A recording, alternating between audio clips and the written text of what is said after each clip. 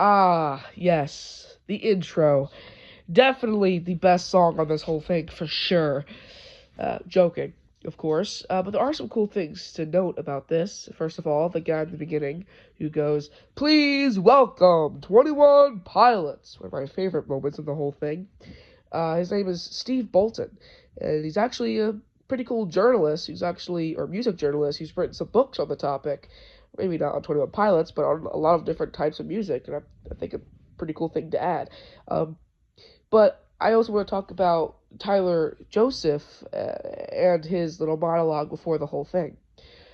MTV Unplugged, at its roots, is about musicians and bands performing their songs acoustically, which is, for most bands, pretty weird and not usual to them.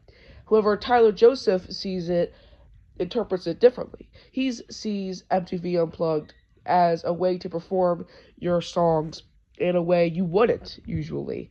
And for Turbo Pilots, that means using loops and samples, which I think is really cool. And that's a really cool way to think about it.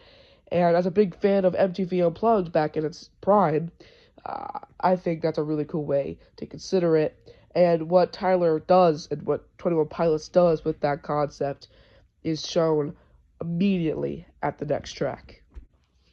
Stressed Out is unique, for sure, and it's not just because of the looping and sampling. No, the whole genre of song is completely different from the studio version, a theme that you'll see throughout the whole MTV Unplugged performance. First of all, the genre, like I said, is completely different. In the original Blurryface version, Stressed Out is kind of like an alternative feel, right? But in MTV Unplugged, it's more of like a house type song, especially with the drums. That's a weird direction to go with it, but I think it's pretty cool. A lot of the vocal performances are different. Tyler Joseph sings differently in the song. He also kind of sings, kind of like sing talks through the rap portions, which kind of leaves a little bit weird moments, like how the second verse he kind of goes off rhythm a bit, which is kind of weird. Uh, but it's pretty cool. It's also just different lyrically. The bridge and the outro is completely different. There's also my favorite part is actually the outro, where he goes. I'm not gonna sing a lot, but this is what it sounds like. When our mama sang us to sleep. Thank you. Uh, but yeah, that's and then the like backtrack with the other vocals with the bridge lyrics. I think it's really, really, really good. And you'll see later on that pretty much every single song here is flipped on its head in some way, more than likely a lot of ways. To the point where every single thing about the song that you've known is different. If Stressed Out was different, Tear in My Heart is a completely different song. Literally, a completely different song. Tear in My Heart on Blurryface was a fun, fast paced song that was really kind of out of place even for Blurryface. But it was still really cool. That's one of my personal favorites. Maybe not, but it's on the, more favorable side of that album.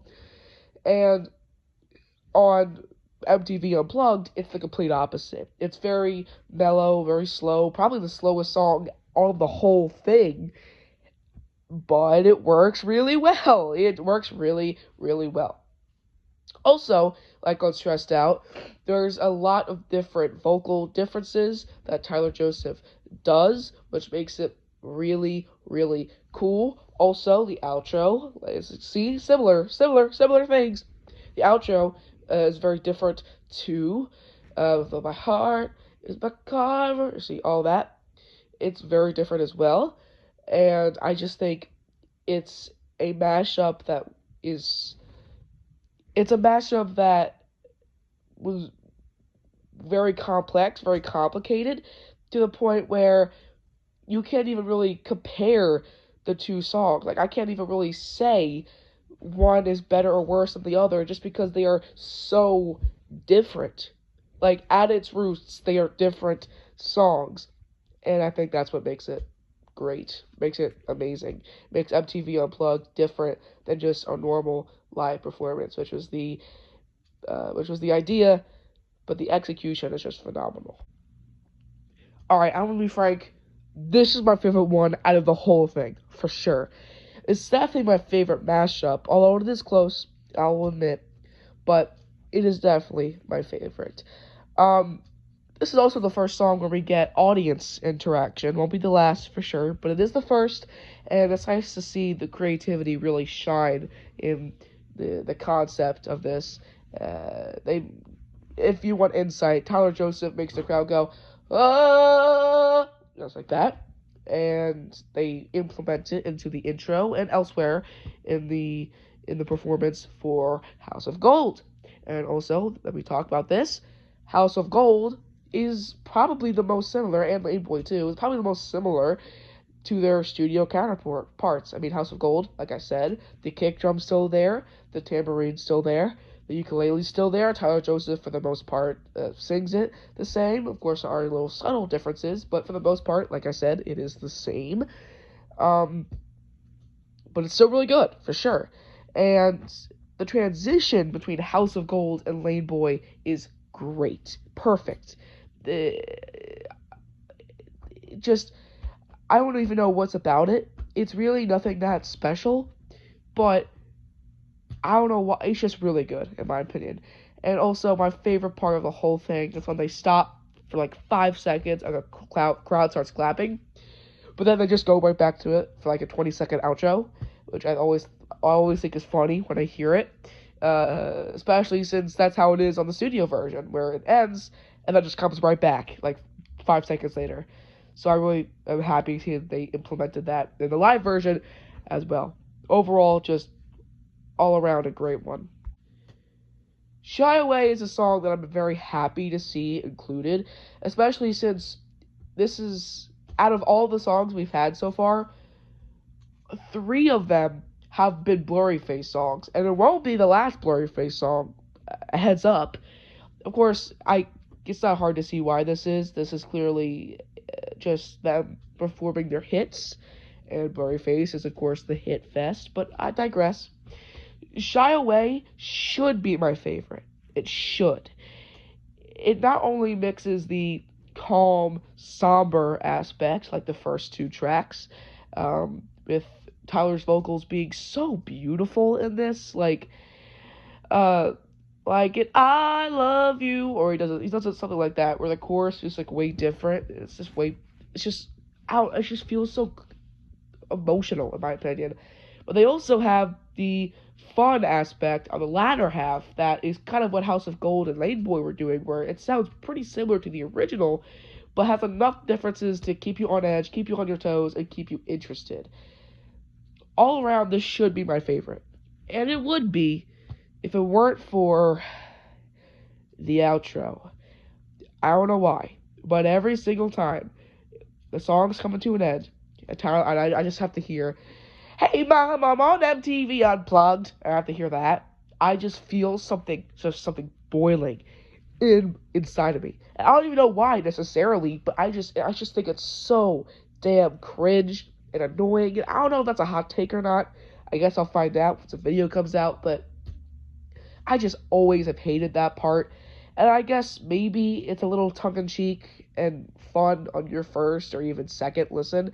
But once you're trying to hear this in a car, and then you have to hear Joshua William done, it's just awful to me. Awful.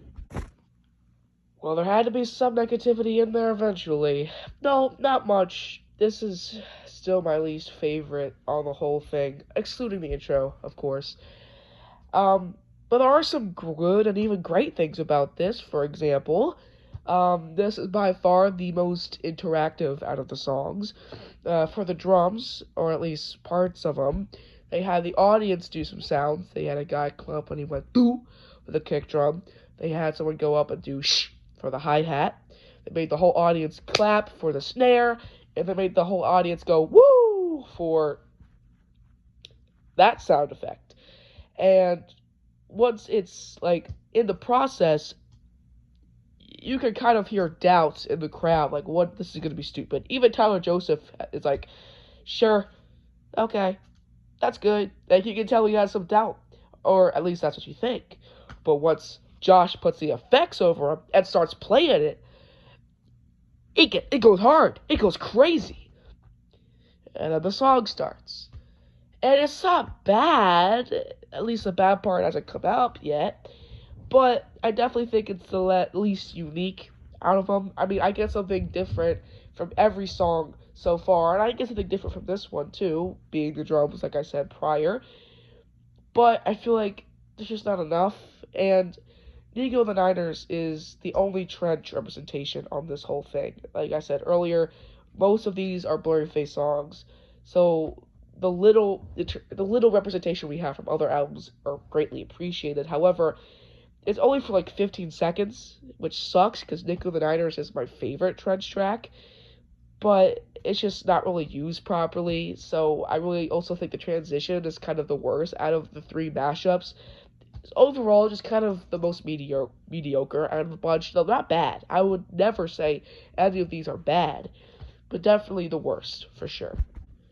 If I had a dime for every single time 21 Pilots has performed a mashup live between two songs where it's completely different from both of them, and one of the songs is Heathens and the other song is from Vessel, I'd have two dimes, which isn't a lot, but it's weird that it happened twice. Anyway, Car Radio plus Heathens is a very interesting mashup and has some crazy parts in it. First of all, the elephant in the room, the drums. Oh my god. Once the drums come in the intro, it just sends something within me that just hypes me up like no other thing can. With a few exceptions, of course, but it's just so great. And the mashup between that and Heathens is a great transition, and I think both of those songs together work perfectly, even though, ironically, I've never really been a big fan of either of those songs, at least not as much as some other people are, but together, in this context, they work great. And of course, the climax, where the whole, now just sit in silence part happens, is, I expected it to be great, but it just delivered 10 times more than I thought it would. The background vocals, the instrumentation, everything. It's just such a good outro to the MTV Unplugged performance. And I definitely think this is the final track that they should have ended with. I think this is definitely the most outro-esque out of all of them. Sucks that they didn't include the piano part in the regional best version, but whatever. Joking, of course, but yeah, this is a great live album for sure.